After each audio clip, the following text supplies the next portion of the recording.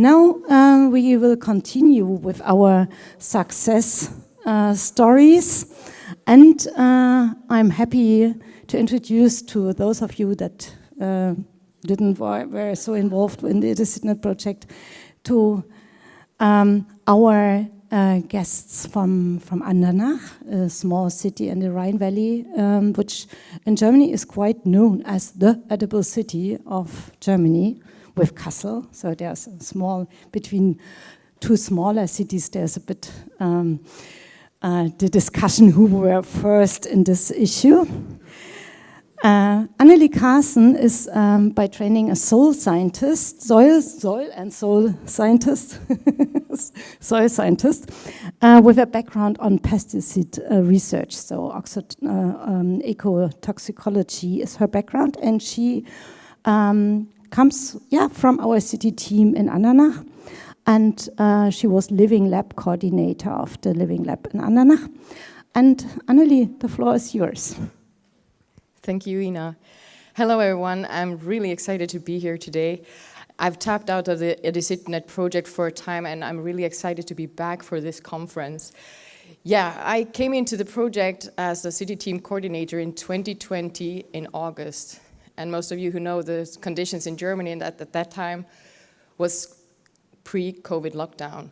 And 3 months in, we went into lockdown. And we heard that the previous speakers, interaction on different levels with people, initiatives, communicating from the position of an administrative employee, you need to meet the people. So it was a rough start, but I'm really proud to say that we've achieved a lot of things, and we learned a lot in this process. So I'm not here as a frontrunner city, as a big sister, going to teach you what we've done everything right, and that the follower cities had to learn everything from us. It's also the other way around. We've learned through the process of the follower cities and other initiatives how we as an administration can do our work better and know how to listen and communicate better between each other.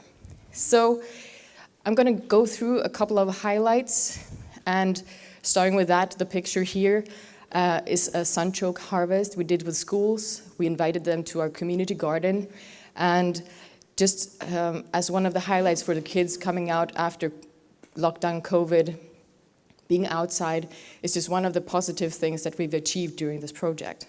But to start out is how did the area look before in Andernach? A city, 30,000 inhabitants, started as an edible city in 2010. We were the first. Kassel can join in as a good second city, but we claim to be the first because we started already in 2008 with a permaculture. And 2010, we opened areas in the city center. What is so extremely new about this concept? In 2010, it was new. Now we're talking about opening spaces as more logical and reasonable way. But back then, it wasn't as logical. So we had these urban desert areas in the city which were not used. They were not as attractive, and people threw their waste, let their dogs run over it. And the city of Andernach decided we need to open this space up and make it more interesting. For the long-term unemployed in our city, there was a daughter company called Perspektive, like the perspective. These people had the opportunity doing gardening work, meaningful for the city, and opening these spaces into edible greens. They had a meaningful job, whereas tourists, inhabitants of the city could enjoy these areas in a new way. So we go from an urban desert into something more of a diverse habitat, not only for us people, but for insects and birds and so on. The most interesting thing that happened after our COVID lockdown was interaction to get people into the EdiCitNet project. We had different ECSs. I will not go into all of them today, but you're free to ask afterwards. But what was interesting was we created a community garden. This was new for Andernach, and I think we could have learned from other cities in that respect as well, so we did. So we started out in an area where the previous use was more or less a tenting scene when the festivals were going around. In this nearby, we have a public bath, we have youth center, tennis courts, football field. We have a recreational area. And in the middle of this, we claimed a space from the city for the people. So in 2018, it looked like that. You see on the left side of the picture, there was nothing. So everyone could tent and do whatever they wanted there, let their dogs run. And 2 years later, we created a fenced area with different parts of it. And this area was quite open still, but in this area we had shrubs, small plots, different kind of apple trees, figs, and also open plots. So what is interesting with this? Yeah, because Andernach was a top-down governed edible city. The administration said in 2010, we're going to open the spaces. Now we turn the tables saying, we want the people. Come here, you have this space, do whatever you want with it. We will support you. We have the funding, we have the means, we have the Perspektive, the daughter company, supporting us with their knowledge and their workforce to make this community garden happen. So just now, going from year to year, we had different kind of activities going on. The first areas in planning for single gardening plots happened in the center and over here. And the group created also community spaces for other people, like children, or we had a soup kitchen who was interested in receiving food. So we did pumpkin, and we did a greening for the next season. And all this was a community decision. It was quite new for us, as I said, never done it before. So it was also quite exciting to see what could grow out of this group. So we had 8 plots in planning. Following the next year, the yellow ones were in use. So within a couple of months, we had transformed a plan into action. What they did as well, the community garden expanded to the other areas, saying we want to have other spaces, trying out new things. Why not plant some potatoes in the middle of May if it's going to be a success? How much work do we have to invest in the potatoes? Can we just let them grow and harvest? Can it just work without us really tending to it? So they did that, and the results is going to come in at the end of this month, so we'll see how it really went. So this experimental area was created, and we had an initiative who grew a seldom sugar pea, just for the sake of creating more of these peas, to have this seed production.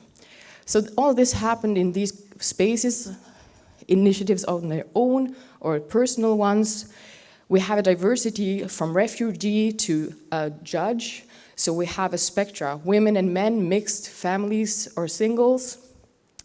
And what's interesting is how this work looks, because just on the schematics, it doesn't look as attractive. So remember the first picture where it was quite a desert. Now we have the professor who did the beetle monitoring. He started the gardening himself. He does it in his mother-in-law's garden, and now he's also helping the other ones in the garden. But what's more important is these spaces are done by people who are not professional gardeners, and they feel very proud, and they're happy to see that this space is open for them, and even after the project is done, it's going to still be open, because we have the politics on board. Also very important. If someone asked me today what I would do differently, if I would have been 2010, well, maybe we wouldn't have done it differently then, but today, I would have had this kind of city team encouragement. The master plans is a good platform, the transition pathway, a way to see how, that's nice, thank you, to see how the work can be monitored and controlled, and not only for ourselves working within the project, but to give us the way and means of reasoning with other parties, like for the politicians. We have to have, for example, the professor for the beetles telling us there are seldom species there in Andernach, showing us a Mediterranean area. We didn't know that before. Maybe this is a reason why this area should be protected and used differently than before. Well, common area updates that we had. In the city, we always have different building and construction site, meaning that flowers has to move or are going to go to waste if we don't find another use for them. So we did a so-called perennial archive, also something that happened within our community garden, just saying that we don't have to waste anything that we've already put so much effort into. What also happens is, in a common area, the force of the group is strong. We need places to stay, we need places for our tools to be stored. It's a very nice and creative process within this group. Making areas nice looking. This has also, of course, an ecological value, but it's also something that is very appreciative from the public. The scientific support, members of NIBIO are here today who supported us together with the University of Koblenz to tell us this is an area which has species which can be protected and should be. So we have now different angles coming in, and our motive back then was the social cohesion. And what we have done is create these kind of areas where people with different backgrounds, but also children and youngsters can come in and experience the community garden for themselves. Important is also the development of knowledge within our city. It was one of the other ECSs that we had, that we wanted to do workshops. Bring the people, the knowledge into the kindergartens to the people who are teaching our children, rather than just teaching the children themselves. So that was also one of our positive aspects. We know that there are challenges that we've had, climate change, hailstorms, floods, and so on, something that we had as a challenge during our time. But we have this, it's still a continuous issue, but we have a better knowledge now. Continuous participation. Members leaving, like we had changing in such an EU project, that is also an issue that we have to target. We have to be proactive in what we are doing. We have to see that the information that we have created is stored somewhere and distributed in a way. So I think the toolbox is one of the ways, but the communication within our community is important. I talked about COVID. We still have a post-COVID effect in the response to activities. It's different from city to city. Some cities have more run, like Prinsessinnen Garden said, they had a run of people coming during COVID. We had the opposite. It was really a stagnation. The low visibility that we all can suffer from sometimes is, like Stephanie also said, well, I didn't know there was a community garden. So we had to target that as well. So we learned during this process, not at all giving away that we was an edible city of 10 years or more experience. So we have done that. Action days, bringing the people into like ready, done, shaped activities, make the people come and makes the visibility higher. And that is an easy way to get them on board. Also, donating to the local soup kitchen was also a positive thing that didn't cost so much. We engaged another initiative from the other side of the Rhine River. Also making connection, whoever knows the things about living at a river or having animosities between cities, bringing someone over from the other side can be a good thing, sometimes bad, but this time it was really good. And we increased our communication on different kind of levels for city administration, Facebook, and so on. Was a really big thing to tackle. So the challenge that we had in the beginning, transferring the top-down process to a bottom-up engagement now, what we're facing, is the continuous support for that what we've created, and especially for our community garden members to see that the work that they put in is going to be secured. So I've done a fast run through to Andernach. I could stand here for 2 hours talking, and not about only our ECS experiences, but also about my personal ones. But I'm really happy, and thank you for your attention.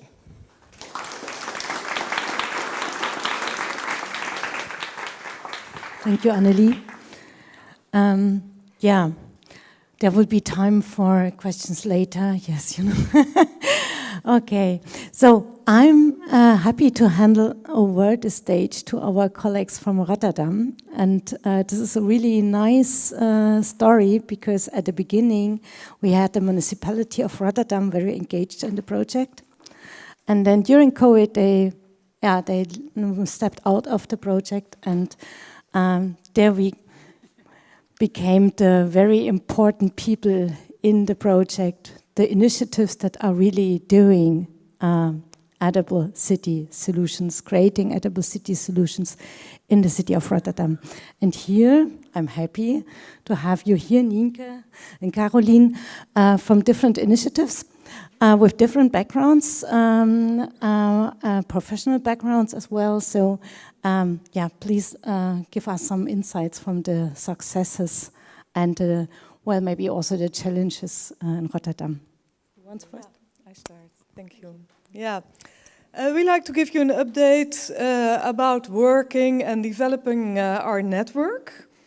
So, can you handle it? This is a schedule Paul de Graaf made, and we have lots of green edible initiatives in Rotterdam. And this is a schedule from 2007 till 2018. And when we met each other and we spoke to each other, we all heard the same stories: lack of money, lack of a place where you can invest sustainable. It was for a few years, and then people had to move. So it took us all lots of energies. And then EdiCitNet came along, and the municipality asked us to step in. We joined. It was a rather bureaucratic and slow process, but we designed with them the way we could enlarge and develop our network, because that was our goal. And we started with interviews together with Wageningen University to ask the green initiatives what their most urgent needs were. And from that on, we started with, well, now we say small group, but our heroes from Rotterdam, the green initiatives, the most important green initiatives, to start with the process. That was, I think, 2021, because it took some time. Yeah, it took some time with the municipality, and then they stepped out, and took some time to take it over and think about how we should organize it, but finally it was there. And we started to work, and we divided the work in 4 working groups. Later on we will explain what we did with the groups and how well, give an update about the work we did. And from this group on, it developed in, well, a bigger community. The network enlarged. And we're really proud that it started with some small sprout. And what can happen in a few years when you all have the same goal and you like to cooperate. I give it over. Great. Thank you. Well, it was really great to have some extra time to work on this organization, Groen 010, as we call it. Green 010 is the area code of Rotterdam, so it's green in Rotterdam. And actually, the EdiCitNet project gave us time to organize ourselves and to organize the network and to get to know each other and to share knowledge and to work on these 4 action perspectives, as you said. So we were also connecting with stakeholders. So some of you are in this picture because this was at the Rotterdam Exchange. It's so nice to see so many of you again.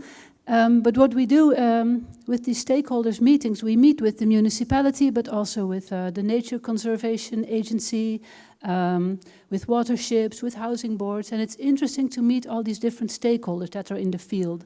So to meet these people, we organize like green roundtable discussions. We will have one going on with the municipality right now. We organize, the city municipality has a green agenda, and they ask us to give them advice about how to do this. So it's nice that we are there as Groen 010. We're not there, but you know, we're being noticed. So we're starting to get there. And these collaborations are really fruitful. So these 4 pillars, these 4 action perspectives, one of them is we are lobbying. One of them is we have knowledge that we want to share amongst each other and also in these stakeholder meetings. We have one group that works on visibility and value, because we think it's very important to be seen, but also why should you be seen? Because you're valuable. And the fourth one is about the overarching network, this Groen 010, which is a small association, but now we're open for members as of next 19th, in 2 weeks. Then people can really become an active member, and yeah, so that's really nice, I think. Oh, let's see, and I'm going to show you just a few pictures. This one is, we're working on the diamond model. It's in this value and visibility pillar. And we're actually cutting them out of paper. You can see here, right there, there's a little model. And on this model, you have these different values like education, social cohesion, climate values, biodiverse values. Are you an edible initiative or not? And all these values are interesting to see because many initiatives have now made a diamond model like this, really cutting and pasting. And in this process, we're always together in groups, so we get to know each other better. Oh, you're also into education. Oh, that's nice. How do you do this and this? And then you talk to somebody else. Oh, you have this water. That's interesting. I want to know more about your water skills. And then you get to know each other around this diamond model. And also the municipality will see the model and know which initiative is working on which area and which values. And next to this model, we also made a map. We were actually working on it a long time before, but now it's nice that it's there. It's a website, verbindgroen010.nl, and we mapped out like 700 green spaces, and there's like 100 larger green initiatives in here. And it's so nice to know because they all want to be on the map and see what are you doing. So this is a nice outcome of this value and visibility action perspective. Yeah, and this is another working group, sharing knowledge, because there was a need for it. But not only in network meetings, sharing knowledge and work hard, because we work very hard. That's Rotterdam also. There was a need for more informal, creating the network and get to know each other in an informal way. So every third Thursday of the month, Friday of the month, we have a green cafe on a different spot, on a green initiatives, because I haven't seen them all, so it's really a joy.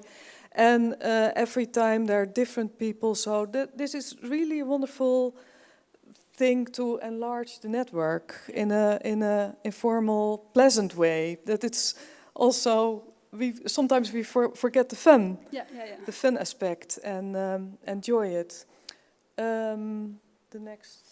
Yeah, this is also a lot of fun. I don't know. Maybe it is kind of fun. One of us, Maria, she's right here. She was in the. I think we have this red dot thing. Anyway, she's right there. It's okay. This is the last one we need to point out.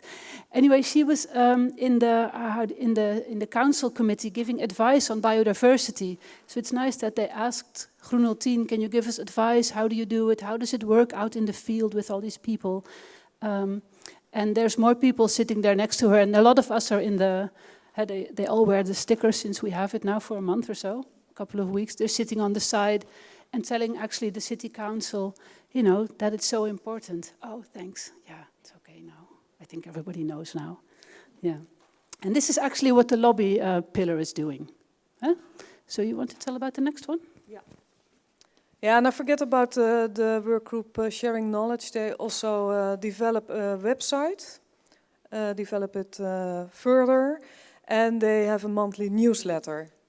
Yeah. Oh, this is the last working group.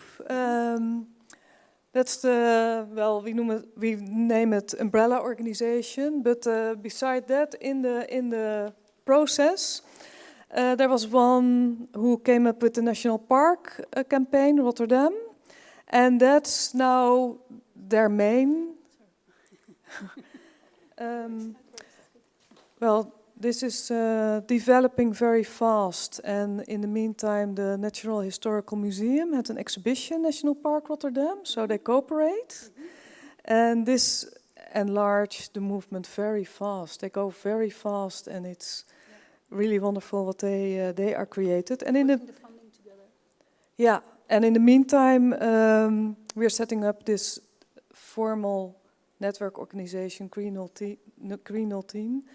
So in 2 weeks, we will be an official organization with members. Membership is open. What else do they do? Well, they're really now busy for the future to get funding, because this is a campaign till 2030. So, and they're really young and ambitious. So they inspired on London. So the last slide we have is, well, how to grow further. What I said, the national campaign, Rotterdam National Park, is very busy with funding to get go, and we all are working on it, because now we grow and develop, and it's just a start. And yeah, what else I want to say, in September, the 15th and 16th of September, the award winners of Cologne will visit us, and they asked us to do a little program. So how to grow further, it's very worthwhile for us to meet you all and to exchange experiences and learn lessons from each other. So you're all welcome to join then this little program in Rotterdam, because we will miss you when the program ends. So how to grow further, let's keep in contact. Great, thank you.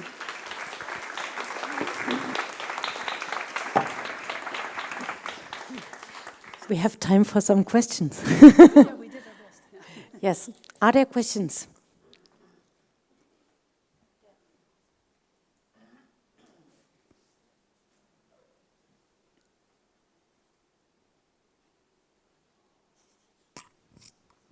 Hi. I'm wondering what resources you had to grow the network. How many people employed, or what was the resourcing? Well, there's nobody employed at Groen 010, but all the different initiatives, they're self-supportive. So the idea is that we all learn from each other. It's not that Groen 010 has people working for them. So there's no central network resources. How is the funding distributed? Sorry, I'm from Incredible Edible Lambeth, so we support a network, but we're always thinking about what resources we need for developing the network. Yeah, that's really interesting question, if I understand it right, because for now we have used the EdiCitNet project as a funding to do what we've done until now, but for the next steps it's quite open. Yeah, we ask members, because the membership will be open in 2 weeks, a little fee, what they can afford. We made 3 prizes for the new members. So then maybe we can hire someone for the administration and the basic needs for the organization. But, well, it's a goal we all like to work on, so... And I don't think Groen 010 should be large in itself. I think the different initiatives should grow. So I think Groen 010 needs to be small and a network, so we can survive on this small income probably that we will get. But I think it's so we won't have employees. It will be a small center, and all the initiatives themselves, because we're in a good contact, they should grow themselves. So that's it's not at Groen 010. Can I add something to that? Yeah. Just turn the microphone.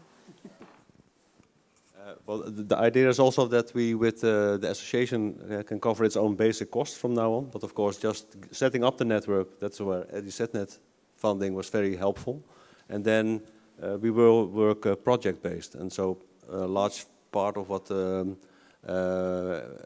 association will do will also be funded on project-based. And then from then you can, so that's, for example, the National Park Rotterdam will be a big project for the next years, which, and again, will also keep the association going, and at the same time we can,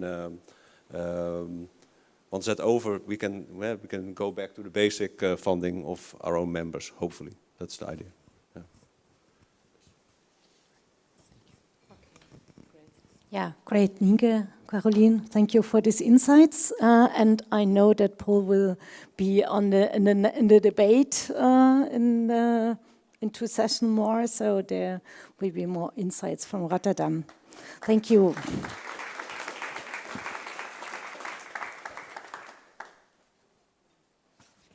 So we will now switch to a new continent, and I would like to invite the colleagues from Lomé, from Golf 2, a municipality within the Big Apple of Lomé. I would like to hand over to our colleagues from Togo.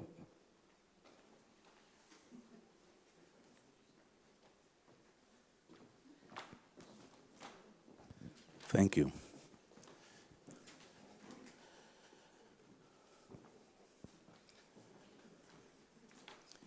Okay. Thank you very much. I'm here with the mayor of Golf 2, a small municipality in Togo.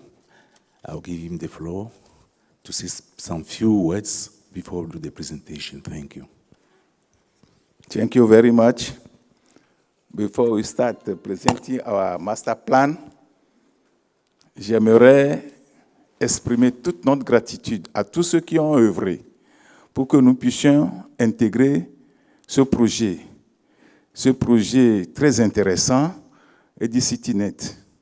Merci au groupe, aux amis du groupe beaucoup, Hubert et Hermite, qui sont venus à Lomé, qui nous ont très activement aidés à écrire notre master plan. Grand merci. Applaudissez s'il vous plaît pour eux, pour nous.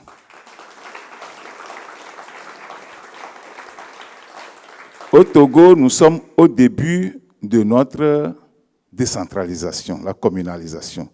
Donc, nous avons d'énormes défis à relever. Ces défis, c'est la gestion des ordures ménagères, l'éducation et la santé à la base. Le milieu dans lequel nous nous retrouvons aujourd'hui à Berlin est un milieu très engagé. C'est ce que je constate à travers le projet EdiCitNet. Et nous aurions souhaité, tous ceux qui peuvent, à travers des réseaux de leur pays, de leur ville, nous aider à être plus performants dans notre mission de conseillers municipaux et de maires dans le Golfe de Lomé au Togo. Merci pour votre disponibilité. Grand merci. Thank you very much. Merci. So we have here Golf 2 municipalities in Togo, Golf 2 master plan summary. Then we have the introduction, the presentation on Golf 2. Then main actions of the city team, presentation of the process of developing the master plan in link with the municipality development plan. Then we conclude. So, am I going back? Sorry. So we will introduce quickly because Lomé was having a city team before decentralization. And that city team was created in 2019 to implement the EdiCit project. But there were misunderstandings. The project was misinterpreted. And it was somewhere along the line suspended because they selected a challenge that is, for them, is a matter of planting fruit trees in urban areas. So they started with it, but that was not what is expected. They were expected to have a master plan first.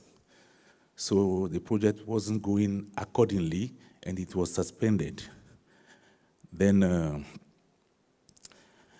there was a plan to suspend the project and take over the project again. So we have a plan from Uber that decides to create a new city team. That was in 2022. Then Golf 2 was the municipality that benefited from it, because at that time we were having already our development plan for our community. Then some actions were taken to terminate the contract with the former city. Then we have initiation to discuss. There were discussions with Golf 2, the municipality, with the mayor in front. Then the process was approved by the European Commission. The first meeting was held in Golf 2 to have our city team. So a new city team was organized in Gulf 2. And so with that city team, we now come to the presentation of Gulf 2, which is in Togo in West Africa, then in the maritime region of Togo here. And Gulf 2 have, as area, it covers 15 kilometers square, it has 8 neighborhoods. We have a population, it's densely populated. Then we have a population of 207,513 inhabitants. The limits, we are bordered by 3 other municipalities. So we form part of the Grand Lomé today. Grand Lomé is the Gulf district plus the Agwe district, 13 municipalities. So this is the present city team with the mayor. A picture of the city team. Then our main actions. Before the city team, the development plan of the communal development plan provided for urban gardening. But we started with schools. So when we had the city team, we said, with the discussion with the Boku team, Abba, we realized that we need a master plan. That was a challenge. Our main challenge was to draw a master plan for the municipality, the Gulf 2 municipalities.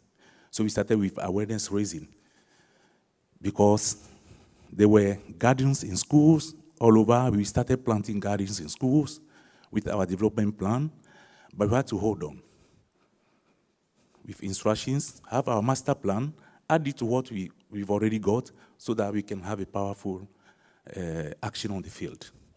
So working sessions were held in schools of the municipality, such as public primary schools, colleges and high schools, and some private actors, they came in. We have public meetings held in the 8 quartiers, 8 neighborhoods. Then we record data.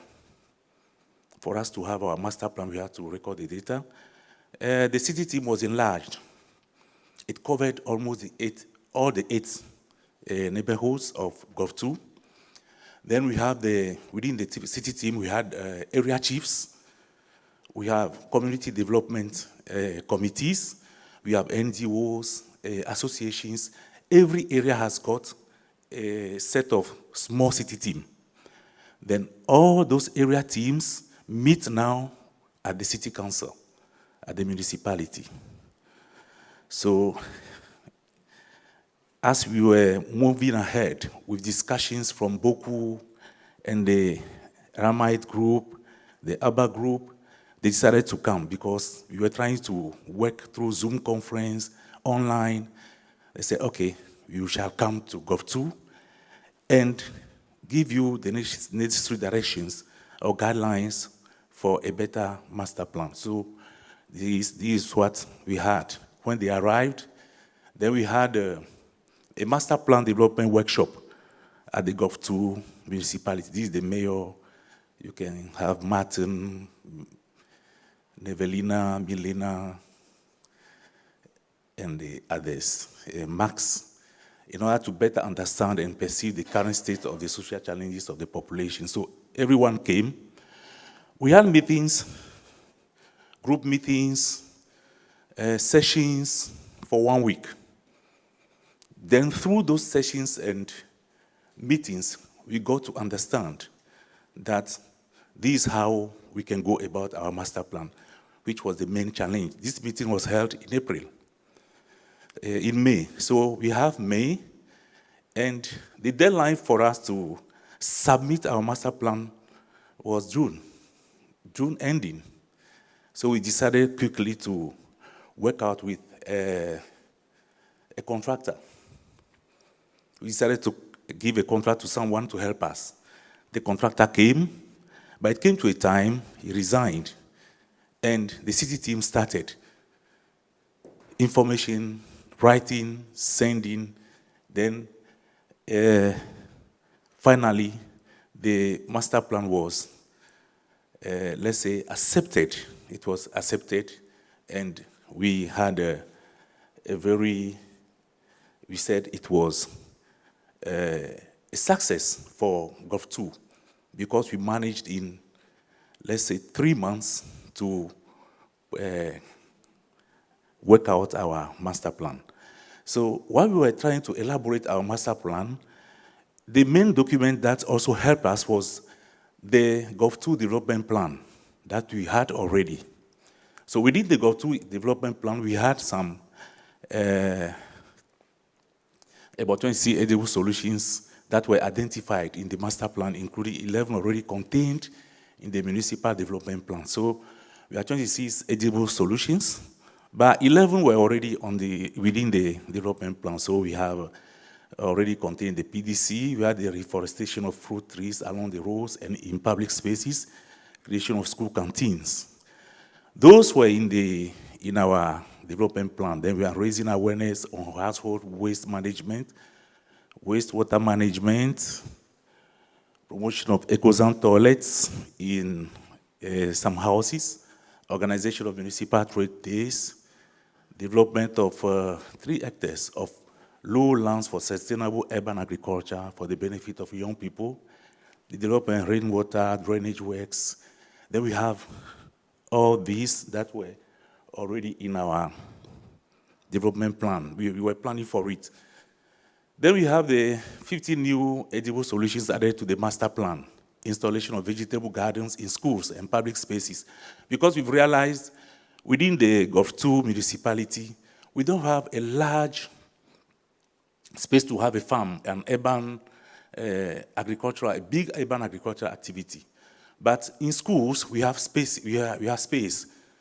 We have land in schools. So we decided to enter into discussion with school authorities, educational authorities, within the local authorities within the educational sector, so that we can use those spaces for our future plan, our future gardens. And we even started in some schools. You have the images. Installation of fish ponds at the level of water reservoirs. We have water reservoirs, water retention bases for water management in Gulf 2. About 6 of them are in Gulf 2. When the team came, we visited some of them. So it was for rainwater, the establishment of a network of solidarity groups and institutions for a sustainable and united urban food system, installation of a solar panel. So we have all these. So I will conclude by saying that Gulf 2 has been committed since 2019 to seize all development opportunities. The municipality was born or was created in 2019. So since that time, with the mayor and the councillors, we always meet to think about how we can really seize all the development opportunities in order to contribute to the well-being of our populations. Then we shall be very grateful to the Uber group, the Boku, as the mayor said. Here we have a community awareness raising meeting. So we made sure when the team was in Lomé, we took them to some of the communities. And they've seen how we mobilize, we sensitize the population on the EdiCitNet project. So this is one of the community sensitization program in Hejanawe. Here we have the city team, the smallest city team working on the master plan. Then here is a typical market. Because when we finish growing the crops, how are we going to do them? In schools, we said there will be school canteens because the government has a plan for it. It started in rural areas. So why not have a school canteen also in our Gulf 2? So when you have a school canteen, since the gardens are going to be in schools, why not use those vegetables, things grown in the garden in the school canteens? But if the school canteens are not there, how are we going to do them? There's better sending them to the women on our local markets for sales. So this is a picture of a local market in Lomé. So here is a school initiative. This school is a school not very far from the municipality, the city council. So as part of our development plan, we started this let's say few months before the team came. So we said, okay, come and see what we were doing through our development plan. So this was a visit to the school garden. It's a primary school. This one is a private initiative that we visited. Somebody who decided to use his rooftop for growing crops that he sells on the market. Here, we also have another school garden with one of the vegetables we really like in Togo, ademe. We call it ademe. Then, this is also another school. We are doing the experiment in 3 schools. So these are the results we've got from those schools. Now the students are on holidays, but the crops have grown. So there was a harvest 2 weeks ago. We had wanted to come with some of them, but we said by the time we travel to Berlin with them, they would not be in good shape. So we asked the school directors to really make use of them. Thank you very much.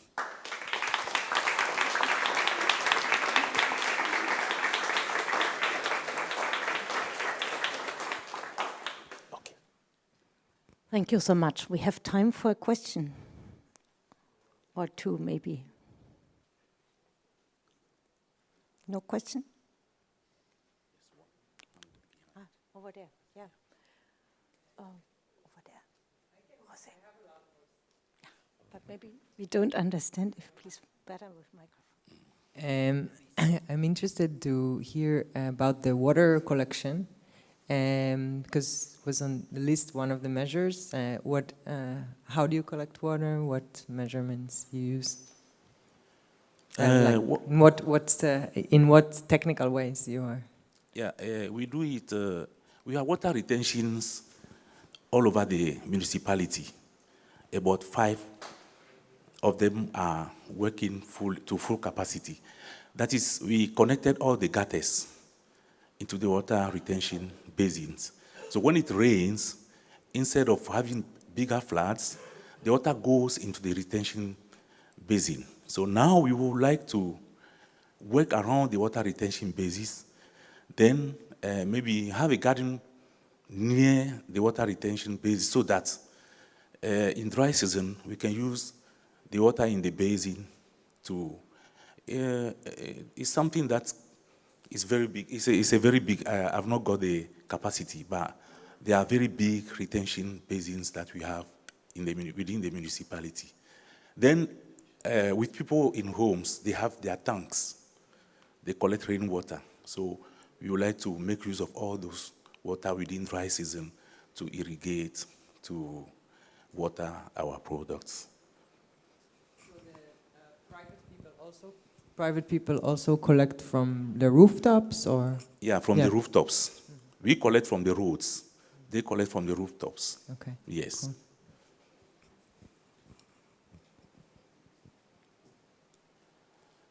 Okay. Merci beaucoup. Merci beaucoup. Yeah, thank you so much. Great job. So I would ask Latifa to come as last speaker of this Stories of Success. And we stay in the continent. We go to Tunisia, to Carthage. And yeah, how we connect this? Okay, so I present Latifa. You know, most of you know Latifa. She's a chemical and process engineer and working since long in the Center of Water Research and Technologies, CERTE in Tunisia. Also involved in a lot of projects around water and in the REACT association, which is an association La Recherche en Action. Oui, and Latifa will tell us a bit about the development in Carthage, and the floor is yours.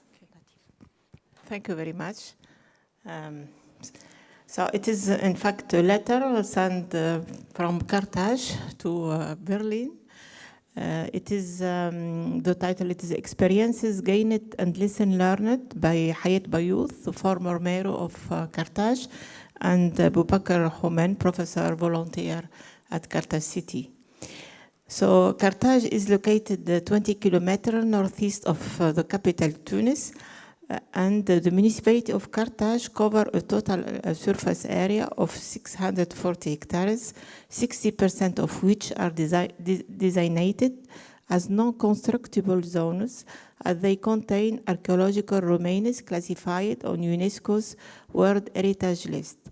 For the city team of Carthage, the potential for adding value to this area is immense, as are the opportunities that can emerge from integrating edible city solution into cultural heritage protection and management practices, as well as those of urban planning.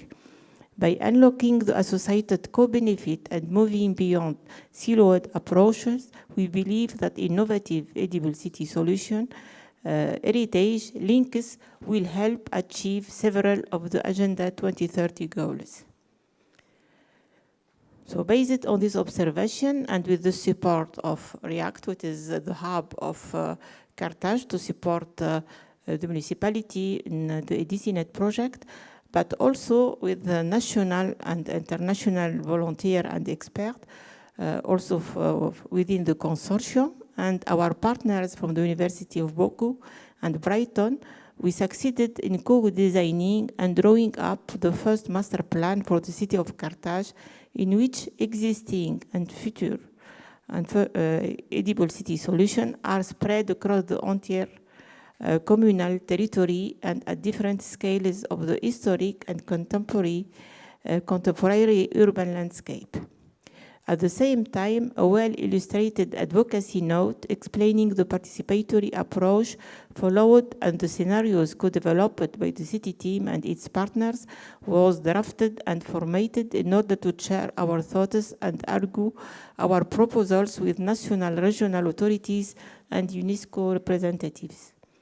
For the city team, the EdiCitNet Carthage project represents an entry point and indeed a powerful lever for a paradigm shift in methods of heritage protection and enhancement on the one hand, and of territorial governance of historic urban landscape, UNESCO historic urban landscape, on the other. In operational terms, the master plan will be proposed as a reference document for the revision of the urban development plan.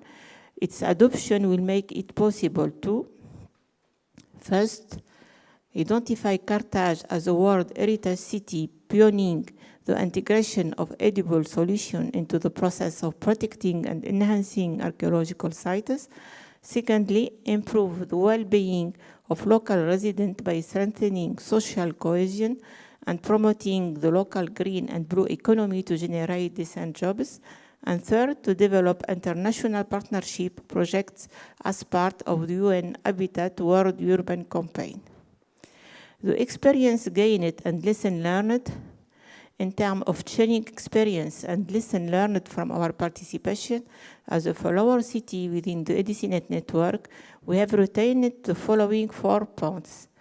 The application of the application of preconceived approach, in this case, the TPM, within the framework of a partnership agreement require great flexibility on the part of the city team member to manage the project and achieve the expected results.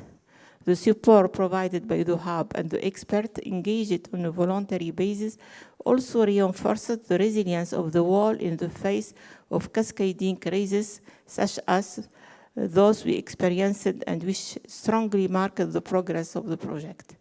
Secondly, the integration of a participatory cartographic approach is an essential element for stimulate the critical and innovative spirit of city team member, showcase and better visualize the spatial distribution of existing and potential edible city solution, thereby encouraging local partners to join in, generate new ideas, and cross-fertilize alternatives. provide a much-needed communication and advocacy tool for local populations and decision makers to encourage an inclusive governance process. The third point is strengthening synergies and engagement of city team members are fundamental element to be taken into consideration. And the last one is the low level of involvement and mobility of young researcher, engineer, and staff from follower cities in the scientific exploitation and valorization of the results acquired, the service to be reviewed in future partnership projects. And thank you very much.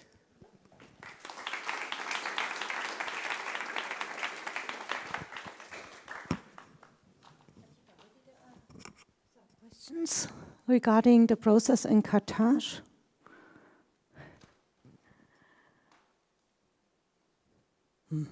Yeah, please.